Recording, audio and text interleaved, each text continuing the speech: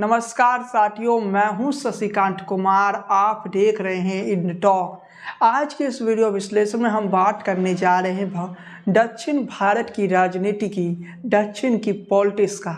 एक किताब जो मैंने लिखा था उसका नाम था 24 की रणभूमि। उस किताब में मैंने एक बात लिखी थी, इस बार बीजेपी को बंगाल में लॉस हो सकती है, इस बार बीजेपी को बिहार में लॉस हो सकती है, लेकिन बीजेपी की जो सीटें बढ़ेगी वो दक्षिण भारत में बढ़ेगी। दक्षिण भारत में आज की परिस्थितियों में देखें तो 5 राज्यों में 129 सीटों में से 29 सीट बीजेपी जीती है, यानी टोटल 100 सीटों पर बीजेपी की स्थिति काफ़ी खराब है। और कई ऐसी सीटें हैं जहां बीजेपी की स्थिति काफ़ी दयनीय है। लेकिन दक्षिण भारत की इस राजनीति को बीजेपी समझ चुकी है, दक्षिण भारत की सियासत को बीजेपी समझ चुकी है। बीजेपी को पता है कि नॉर्थ इंडिया की बात करें या जिसे हम हिंदुत्व की भूमि कहते हैं, जो हिंदी पट्टी के राज है, वहाँ पर राममय भी है और वहाँ से बीजेपी को कुछ एक्स्ट्रा नहीं मिलने वाला है। अगर बीजेपी कह रही है कि हम 400 सीटें जीतेंगे, वो तब तक संभव नहीं जब तक वो दक्षिण के राज्यों में चुनाव ना जीते। थोड़ा समीकरण को समझिए। दक्षिण के पॉलिटिक्स पे जाने से पहले इन तस्वीरों पर गौर करिए। प्रधानमंत्री नरेंद्र मोदी ने ट्विटर पर यह तस्वीर को पोस्ट किया। भगवान श्री राम के मंदिर बनने से पहले प्रधानमंत्री नरेंद्र मोदी 11 दिनों का अनुष्ठान कर रहे हैं। उसी कड़ी में इन तस्वीरों को देखिए। और ये जो तस्वीर है दक्षिण के एक मंदिर में प्रधानमंत्री मोदी दर्शन करने गए थे उस दौरान है। और ये तस्वीरों के अलावा आप एक बात और ध्यान दीजिए, किस प्रकार से प्रधानमंत्री नरेंद्र मोदी भक्तिमय में है। ये वीडियो फुटेज को भी आप देखिए।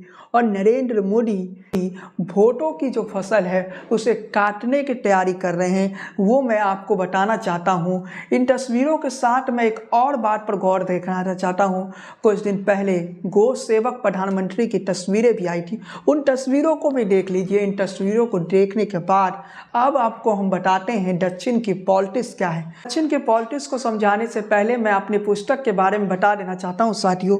24 की रणभूमि जो कि मेरा बुक है, उस बुक को अगर आप ऑर्डर करना चाहते हैं तो अमेजोन पर सर्च कीजिए शशिकांत कुमार, फ्लिपकार्ट पर सर्च कीजिए शशिकांत कुमार और 24 की रणभूमि के बुक को ऑर्डर कीजिए। इस महीने के लिए खास ऑफर है, 167 रुपये में मिल रहा है और अमेजोन पर फ्री डिलीवरी भी है, तो आप ऑर्डर कर सकते हैं। लेकिन चलिए साथियों, अब हम पढ़ते हैं दक्षिण के सियासत की ओर। जिस 24 की रणभूमि का मैंने जिक्र किया, अक्सर लोगों को लगता है कि मैं अपने बुक का प्रमोशन कर रहा हूँ। प्रमोशन नहीं कर रहा हूँ, बल्कि आज की परिस्थिति में जो बातें सियासत में हो रही है ना, वो सब कुछ किताब में पहले ही लिखी जा चुकी है। जिस प्रकार से हिंदुत्व की राजनीति है, हिंदू राष्ट्र की राजनीति है, ये सब कुछ 24 की रणभूमि में पहले से ही लिखा जा चुका है। मीडिया आज बता रही है कि बीजेपी 50 सीट जीतने का लक्ष्य है, लेकिन जब आप 24 की रणभूमि को पढ़ेंगे तो आपको समझ में आएगा कि बीजेपी को दक्षिण के राज्यों से इस बार ज़्यादा सीटें मिलेगी। भले ही बंगाल में सीटों का नुकसान हो जाए, भले ही बिहार में सीटों का नुकसान हो जाए, लेकिन दक्षिण से बीजेपी को इस बार सीटें ज़्यादा मिलने वाली है। अभी की परिस्थिति देखें तो दक्षिण के 129 सीटों में से बीजेपी 25 सीट कर्नाटका में जीता है, जबकि 4 सीटों को बीजेपी ने तेलंगाना में जीता है। मतलब बीजेपी की परिस्थिति को अगर आप देखिएगा तो ये समझ में आ जाएगा कि बीजेपी दक्षिण के 2 राज्यों के बाहर कहीं नहीं। मतलब समझ सकते हैं कि दक्षिण की राजनीति नॉर्थ इंडिया के पॉलिटिक्स से अलग है। दक्षिण की राजनीति बिल्कुल ही अलग है। यहाँ से वहाँ हिंदुत्व की लहर को नहीं चल रहा है, वहाँ हिंदुत्व की लहर नहीं चल रहा है। लेकिन जब मैं 24 की रणभूमि का जिक्र किया तो इस विश्लेषण में 24 की रणभूमि का जिक्र करना बहुत जरूरी हो जाता है, क्योंकि 24 की रणभूमि ने पहले ही बता दिया था कि बीजेपी को दक्षिण से इस बार ज़्यादा सीटें मिलेगी। और परिस्थिति देखिए उसी और जा रहा है जो 24 की रणभूमि ने आपको बताया था। परिस्थिति देखिए, अचानक पूरे देश में हिंदुत्व की लहर आ गई है। अरविंद केजरीवाल सुंदरकांड करवा रहे हैं, बजरंग बली के भक्त बन के घूम रहे हैं। कांग्रेस पार्टी जो राम के नाम से, कई बार कांग्रेस पार्टी, एक बार ये कहा जाता है कि कांग्रेस पार्टी के शासनकाल में ये कह दिया था कि राम सेतु काल्पनिक है, वो कांग्रेस पार्टी अयोध्या का दर्शन करने जाता है और सबसे पहले करता है। मोदी जी के जाने से पहले कांग्रेस पार्टी राम के दर्शन करते हैं और ये बताया जाता है कि राम पर किसी का कॉपीराइट नहीं है। बिल्कुल राम पर किसी का कॉपीराइट नहीं होना चाहिए, लेकिन सियासत के तस्वीर को देखिए, हर जगह हिंदुत्व की बात हो रही है, मानो पूरा देश में दूसरा कोई विषय ही नहीं बचा हो। और ये बातें किसने बताया था? तो मेरे पुस्तक 24 की रणभूमि ने बताया था। मेरे हाथों में इस वक्त 24 का रणभूमि का पुस्तक है। वही बुक है जिस बुक में इस देश के सियासी इतिहास, इस देश के सियासत का भविष्य को पहले ही लिख दिया गया था। पेज पलटाऊंगा, हिंदू राष्ट्र का पेज आएगा और उस हिंदू राष्ट्र के पेज में क्या लिखा रहेगा कि जातीय जनगणना को मुद्दा बनाने की प्रयास होगा, लेकिन जातीय जनगणना मुद्दा नहीं बनेगा। विपक्ष हो या सत्ता पक्ष हो, चारों तरफ हिंदुत्व की बात होगी। और वो किताब क्या है? 24 की रणभूमि। अभी अमेज़न पर जाइए, ऑर्डर कर लीजिए 24 की रणभूमि को। और 24 की रणभूमि को जब ऑर्डर कर लीजिएगा तब आप देश की सियासी पिक्चर को समझ पाइएगा, देश की सियासी जमीन को समझ पाइएगा। पूरी बातें मैं आपको नहीं बता रहा हूँ, बस इतना बताता हूँ इस पेज नंबर 75 पे लिखा क्या है। पेज नंबर 75 पर लिखा है कि गरीबी, बेरोजगारी, ये तमाम मुद्दा 2024 के चुनाव में मुद्दा नहीं रहेगा। 2024 का मुद्दा बनेगा हिंदू राष्ट्र और हिंदुत्व। जब ये इनटॉक कहता है राजनीति का सबसे विश्वसनीय चैनल है, तो ये किताब कहता है कि राजनीति के सबसे विश्वसनीय पुस्तक अगर 2024 के चुनाव पर कोई है तो वो 24 की रणभूमि। जब ये चुनाव संपन्न हो जाएगा, अभी तो चुनाव शुरुआत भी नहीं हुई है, तब इस बुक में लिखे कई बातें बिल्कुल सत्य साबित हो रही है।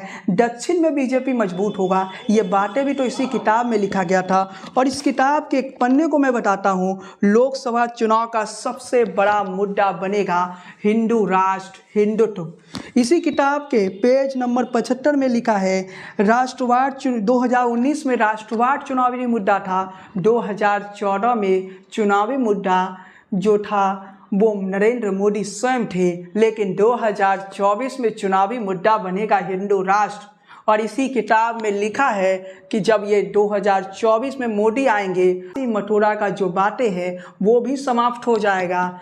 शायद ये किताब जब लिखा गया था उस समय कोई यकीन नहीं कर रहा था कि दक्षिण के राज्यों में बीजेपी को सीटें मिलेगा, लेकिन यकीन मानिए अभी कई लोग यकीन नहीं करेंगे, लेकिन यकीन मानिए जब दक्षिण के सियासत की ओर बढ़िएगा, मई का महीना होगा और परिणाम सामने आएगा, तो उस परिणाम में लिखा रहेगा, उस परिणाम में खुद आप देख लीजिए कि दक्षिण में बीजेपी की सीटें बढ़ेगी और दक्षिण में एक नया हिंदुत्व का चैप्टर लिखा जाएगा। इस किताब में यह भी लिखा गया था कि अगर हिंदू राष्ट्र के बाद अगर दूसरा कोई बड़ा मुद्दा बनेगा तो वो लोकतंत्र, और लोकतंत्र बचाने की बात भी कही जा रही है। लेकिन हम दक्षिण के राज्यों पर आते हैं। किताब की बातें आपको आप पढ़ना चाहते हैं तो आप अमेज़न पर जाइए, शशिकांत सर्च कीजिए, फ्लिपकार्ट पर जाइए, शशिकांत सर्च कीजिए और किताब को पढ़िए, क्योंकि इस किताब में आपको 2024 की सियासत की हर तस्वीर पेश की जाएगी। इस पुस्तक में 2024 की राजनीति को पेश की जाएगी। और चलिए साथियों, हम आगे बढ़ते हैं। अब हम आपको बताते हैं दक्षिण में बीजेपी का मेगा प्लान क्या है, अमित शाह का मास्टर प्लान क्या है और कैसे दक्षिण जीतेंगे अमित शाह, वो मैं आपको बताने जा रहा हूँ। दक्षिण में जो 5 राज्य हैं, उन 5 राज्यों की परिस्थिति को अगर हम देखें तो बीजेपी की स्थिति काफ़ी ख़राब है। जो दक्षिण के 5 राज्यों में सीट को दोगुना करने का प्लानिंग बीजेपी कर रहा है। अभी तक के चुनावी इतिहास में भारतीय जनता पार्टी को केरल में के 1 लोकसभा सीट ही जीत नसीब हुई है। लगातार पीएम मोदी दक्षिण के राज्यों में दौरा कर रहे हैं। वो चुनावी कैंपेन की शुरुआत बिहार से नहीं कर रहे हैं। वो सबसे ज़्यादा फोकस, अगर इस वक्त पीएम मोदी इस समय सबसे ज़्यादा फोकस कहीं कर रहे हैं तो वो दक्षिण के राज्यों में। याद करिए 2019 को जब राष्ट्रवाद की लहर चल रही थी तब पीएम का फोकस कहाँ था? बंगाल था। इस बार पीएम का फोकस दक्षिण है और दक्षिण विजय के लिए जो बीजेपी ने रणनीति बनाई है ना, वो मामूली रणनीति नहीं है साथियों। केरल के बारे में बता देना चाहता हूँ। केरल वो स्थान है जहाँ पर 54% हिंदू है। यानी केरल में 54% हिंदू है, 26% लगभग 27% आप कह सकते हैं मुस्लिम है, 18% ईसाई है।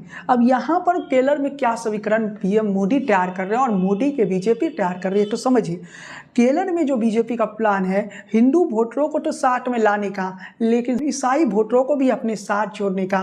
और बीजेपी का जो प्लानिंग है, मेगा प्लानिंग है, बीजेपी का एक बड़ा प्लानिंग है। और बीजेपी का सबसे बड़ा प्लानिंग यहाँ पर यह है कि पासमांडा मुसलमान, जो पिछड़ी जाति के मुसलमान जाति है, उसे भी जोड़ने का। और ये प्लान पूरे देश भर में चल रहा है, केरल में भी चल रहा है, लेकिन केरल की समीकरण को देखना पड़ेगा, वहाँ पासमांडा मुसलमानों की आबादी कितना है। बीजेपी का मुख्य फोकस तो यही है कि केरल में जो हिंदू वोटर है 54%, वो हिंदू वोटर एकमत होकर, एकजुट होकर बीजेपी को वोट करें।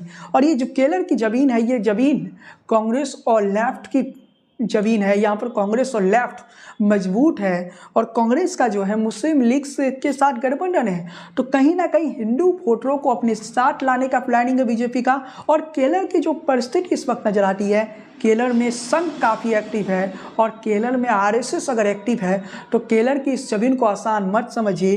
केरल की जो अभी तक की परिस्थिति, अगर हम अभी तक के केरल की परिस्थिति देखें तो वहाँ पर जो राइट विंग के हैं, जिसे दक्षिणपंथी भी आप कह सकते हैं, राइट विंग के लोगों की स्थिति ये है कि वो वामपंथी को तो वोट नहीं देते हैं क्योंकि बीजेपी वहाँ मजबूत नहीं, तो राइट विंग का जो वोट है वो चले जाता है कांग्रेस के पास। अगर परिस्थिति सोचो कि केरल में बीजेपी मजबूत हो जाती तो राइट विंग का वोट कहाँ जाएगा, तो बीजेपी के फर्श में जाएगा। पिछले कई चुनाव से बीजेपी वहाँ एक्टर, क्रिकेटर सबको चुनावी मैदान में खड़ा करते हैं और एक मजबूती दिखाने का प्रयास किया जाता है। केरल में विजय के लिए बीजेपी ने जो प्लानिंग तैयार किया, उस प्लानिंग को समझिए। बीजेपी ने केरल जीतने के लिए जो ईसाई हैं, उन्हीं ईसाइयों को भी अपने साथ जोड़ने की कोशिश है, क्रिश्चियन समुदाय को अपने साथ जोड़ने की। याद करिए कि क्रिसमस के दौरान, नया साल और क्रिसमस के दौरान एक वीडियो आई थी जब प्रधानमंत्री नरेंद्र मोदी ईसाइयों के जो प्रमुख धर्मगुरु है उनके साथ बातचीत करते दिखे और ईसाइयों को अपने साथ जोड़ने का प्लानिंग। मुस्लिम वोटर को लेफ्ट और कांग्रेस काट जाएगी, लेकिन जो फोकस है, मुख्य फोकस है बीजेपी का, यही फोकस है कि ईसाई वोटरों को अपने पक्ष में लाना और मुस्लिम वोटर लेफ्ट और कांग्रेस के बीच बच जाएगी। आपको बताते चले कि केरल में त्रिशूल लोकसभा सीट से एक बार फिर से पूर्व राज्यसभा सांसद सुरेश गोपी को पार्टी बीजेपी अपना प्रत्याशी घोषित कर सकते हैं। 2019 के चुनाव में सुरेश गोपी को 28.2% वोट हासिल किए थे। इसके अलावा अन्य सीटों पर बात करें तो शशि थरूर के मुकाबले के लिए बड़े चेहरों को उतारा जा सकता है। इसके अलावा अन्य सीटों की बात करें तो जहां जहां बीजेपी की स्थिति केरल में मजबूत थी, उन सीटों पर बीजेपी नए चेहरों को मौका दे सकता है। तमिलनाडु में बीजेपी ने 60 सीट जीतने का प्लान तैयार किया है। तमिलनाडु वो जगह जहां बीजेपी की स्थिति इस समय कुछ भी नहीं है, लेकिन तमिलनाडु में बीजेपी ने पिछड़ा, ब्राह्मण और नडार, इन सबको एक साथ जोड़ने का प्रयास किया। तमिलनाडु में टोटल 40 लोकसभा सीटें हैं। बीजेपी का लक्ष्य है कि यहाँ पर कम से कम 60 सीटें जीतना। मतलब आप समझ सकते हैं बीजेपी ने सीट बाय सीट तैयार किया है। जहाँ पिछले बार वोट शेयर अच्छी थी, उन सीटों को जितना बीजेपी चाहती है। और बीजेपी का जो फोकस है तमिलनाडु के जो युवा है उसे पार्टी से जोड़ने का, और तमिलनाडु में पिछड़ा, ब्राह्मण और तमिलनाडु के अदर कास्ट को मिला दे, तो इस प्रकार का समीकरण तैयार किया जा रहा है। लेकिन दक्षिण में भी बीजेपी का जो प्लानिंग है जीत का, वो प्लानिंग हिंदुत्व वोटर ही है। यानी हिंदुत्व का जो ये लहर है उसे अब भारत, नॉर्थ इंडिया से, उत्तर भारत से, हिंदी पट्टी के राज्यों से दक्षिण की ओर ले जाने की तैयारी कर रही है बीजेपी का जो प्लान है ना, वो प्लान ये है कि जो हिंदी पट्टी में एक लहर है हिंदुत्व का, उस लहर को दक्षिण की ओर बीजेपी ले जाना चाहता है। सियासी समीकरण को साधने में बीजेपी जुटी है। 30,000 तमिल युवाओं तक अपनी पहुंच बना चुकी है बीजेपी का जो अभी तक आंकड़ा है। समझ सकते हैं कि 30,000 लोगों तक बीजेपी पहुंच चुकी है। अभी तो चुनाव शुरू भी नहीं हुआ, आचार संहिता भी नहीं लगा, चुनाव का ऐलान भी नहीं हुआ, लेकिन बीजेपी का प्लान तैयार है। बीजेपी इसके आगे का प्लान समझिए। आंध्र प्रदेश, बीजेपी का जो प्लानिंग है ना, वो तीसरे नंबर पर आता है आंध्र प्रदेश। यहाँ पर कुल कितनी सीटें हैं? 25 सीटें। यहाँ पर आंध्र प्रदेश में वाईएसआर कांग्रेस, जो कि जगन मोहन रेड्डी की पार्टी है, वो 22 सीट जीती है। यहाँ पर टीडीपी और बीजेपी एक साथ आने की बात कह रही है। टीडीपी वही पार्टी जो नरेंद्र मोदी को सत्ता से हटाने की बात कह रही थी 2019 में, लेकिन क्या हुआ, टीडीपी हाशिए पर पहुंच चुका है और टीडीपी के जो नेता हैं उनकी वजूद भी नहीं बचा। आंध्र प्रदेश में मोदी की बात करें तो आंध्र प्रदेश में पीएम नरेंद्र मोदी की जो टीम है, बीजेपी की जो टीम है, 10 सीटों को पहचान कर ली है। इन 10 सीटों पर बीजेपी अपनी फसल को काटेगी, बीजेपी हिंदुत्व की राजनीति को करेगी और इन 10 सीटों को जीतने का बीजेपी ने हर मुमकिन कोशिश करेगी। अमित शाह ने कह दिया है जिन जिन सीटों को हमने डिसाइड कर लिया है वहाँ पर किसी भी कीमत में जीत हासिल हो। जब शाह ने ये कह दिया है, राजनीति के चाणक्य ने जब कह दिया है, तो ये मुमकिन कैसे नहीं होगा। और कहते भी हैं मोदी है तो सब मुमकिन है। तो आंध्र प्रदेश में 25 सीटें हैं, उसमें 10 सीट जीतने का बीजेपी ने लक्ष्य रखा। तमिलनाडु में बीजेपी ने 60 सीट जीतने का लक्ष्य रखा। तेलंगाना वो राज्य जहां बीजेपी की सरकार विधानसभा में ही बनने वाली थी, लेकिन बीजेपी की स्थिति मजबूत नहीं थी और जनता को विकल्प चाहिए, तो जनता ने कांग्रेस पर विश्वास जताया। लेकिन जो मुख्यमंत्री हैं वो एबीपी से जुड़े हुए हैं, उनका रिश्ता संघ से भी है। मतलब आप समझ सकते हैं जो अभी कांग्रेस पार्टी से मुख्यमंत्री हैं वो पहले बीजेपी के ही थे। मतलब आप पूरा समीकरण को समझिए। तेलंगाना की बात करें तो यहाँ 17 लोकसभा सीट है। लोकसभा चुनाव में यहाँ पर बीजेपी ने 7 से 8 सीटें जीतने की लक्ष्य रखी है और यहाँ पर बीजेपी का पिछला विधानसभा चुनाव जो हाल में ही संपन्न हुआ है उसमें 13% वोट शेयर है। खेल को समझिए, सियासी समीकरण को समझिए, सियासी तस्वीर को समझिए। बीजेपी का मिशन दक्षिण में 50 सीट लाना है। अमित शाह ने इशारा कर दिया 129 सीटों में 50 सीट अगर बीजेपी जीत जाती है तो गेम ही ओवर हो जाएगा, खेल ही खत्म हो जाएगा। नॉर्थ इंडिया में हिंदुत्व की जमीन पहले से ही तैयार है, हिंदी पट्टी के राज्यों में हिंदुत्व की भूमि तैयार है। अगर उसमें आप दक्षिण का जायका मिल जाए तो क्या स्थिति होगा, तब कहानी क्या होगी, तब पहलू क्या होगी, तब कहानी के हर पहलू को समझिए। इसलिए तो कहता हूँ 24 की रणभूमि को पढ़ लीजिए।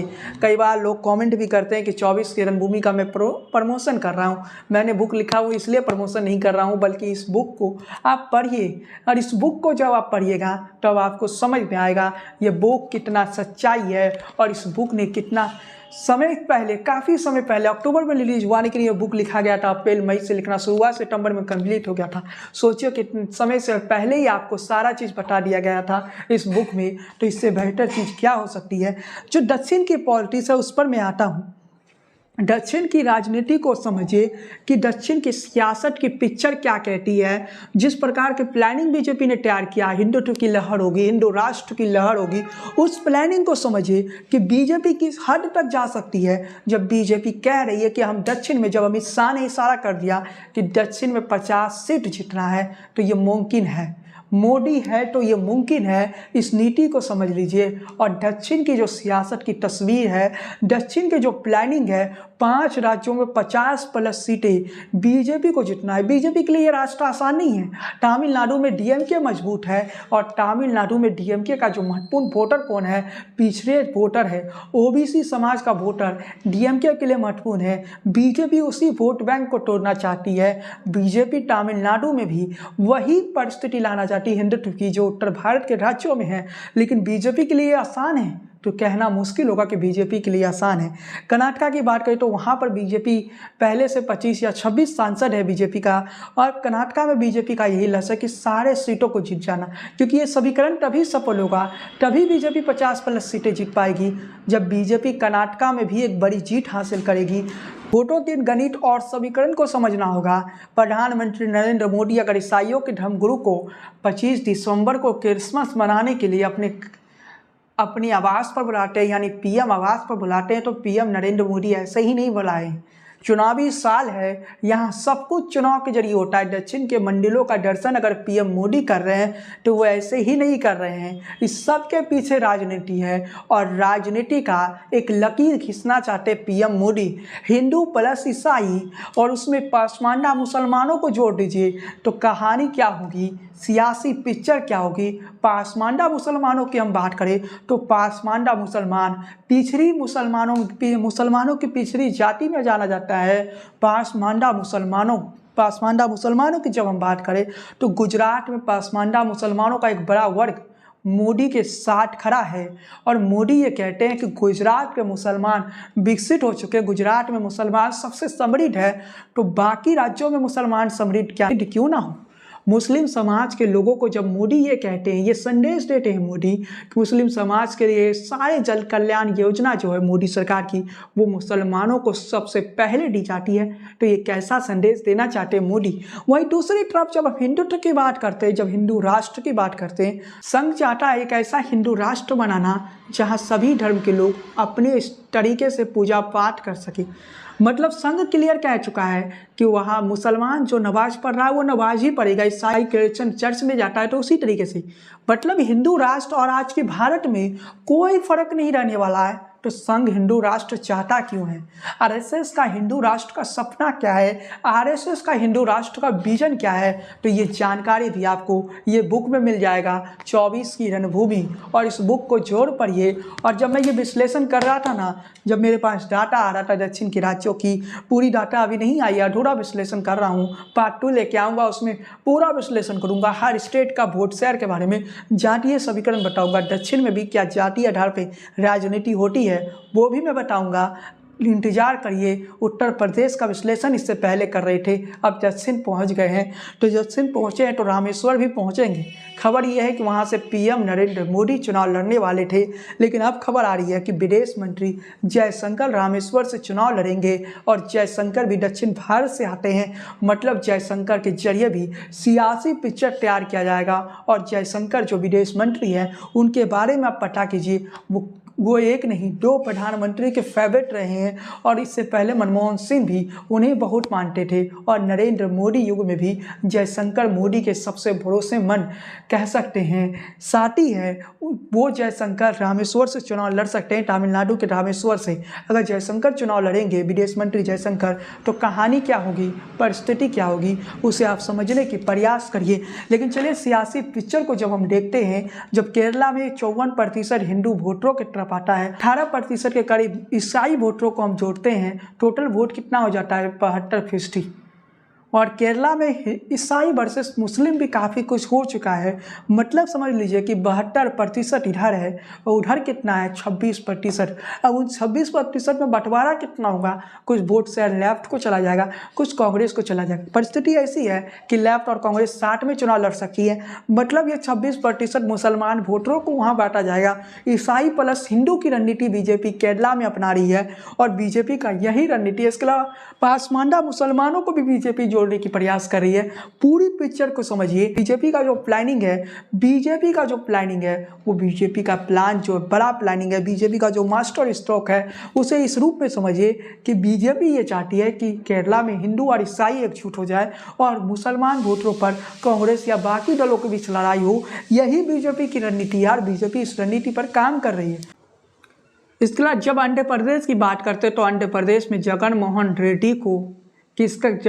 रेड्डी और पीएम मोदी के बीच काफ़ी अच्छा बनते देखा गया है। पीएम मोदी और जगन मोहन रेड्डी के बीच काफ़ी अच्छे बातचीत होती थी, लेकिन अब लगता है कि आंध्र प्रदेश जगन मोहन रेड्डी के सियासी जमीन को पीएम मोदी कमज़ोर करना चाहते हैं। जगन मोहन रेड्डी के सियासी जो जमीन तैयार है आंध्र प्रदेश में, उसे कमज़ोर करने की, उसकी नींव को तोड़ने के लिए पीएम नरेंद्र मोदी ने लक्ष्य रख दिया है कि आंध्र प्रदेश में 10 सीटें लानी है। और जब पीएम मोदी 51% वोट शेयर का मंत्र देते हैं, पूरे देश के लिए देते हैं, उसमें दक्षिण के राज्य भी शामिल हैं। आज की परिस्थिति में जब आप देखेंगे तो बीजेपी के पास दक्षिण के 5 राज्यों में कितनी सीटें हैं, तो बीजेपी के पास 29 सीटें हैं और बाकी 100 सीटों पर बीजेपी का जो हाल है, कई सीटों पर बीजेपी का जमानत नहीं बचा, कई सीटों पर बीजेपी को करारी शिकस्त मिली। उस तस्वीर को अगर बीजेपी बदलना चाहती है तो यह इतना आसान नहीं है। लेकिन राजनीति के चाणक्य कहा जाते हैं अमित शाह को राजनीति का चाणक्य कहा जाता है।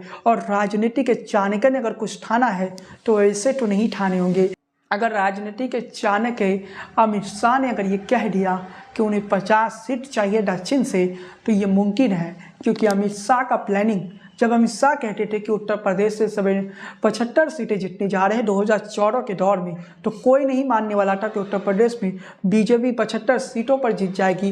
वो बीजेपी जो पिछले चुनाव तक 10, 15, 20% वोट शेयर पर रहा, लेकिन उसी बीजेपी का वोट शेयर कितना हो गया 14 में 43%। आज की तस्वीर में दक्षिण में बीजेपी कुछ नहीं है, लेकिन क्या पता 2024 के लोकसभा चुनाव के बाद दक्षिण के सियासत में भी बीजेपी अपना एक वजूद बनाए। और अमित शाह के एक इंटरव्यू में पूछा गया था कि बीजेपी का क्या सबसे बेहतर दौर आया, तब अमित शाह ने क्या कहा था कि बंगाल को जीतेंगे और केरला को जीतेंगे तब सबसे बेहतर दौर आएगा। यही बातें तो अमित शाह ने कहा था। मतलब वो इंटरव्यू काफ़ी पुराना है, उस इंटरव्यू का मैंने जिक्र कर लिया।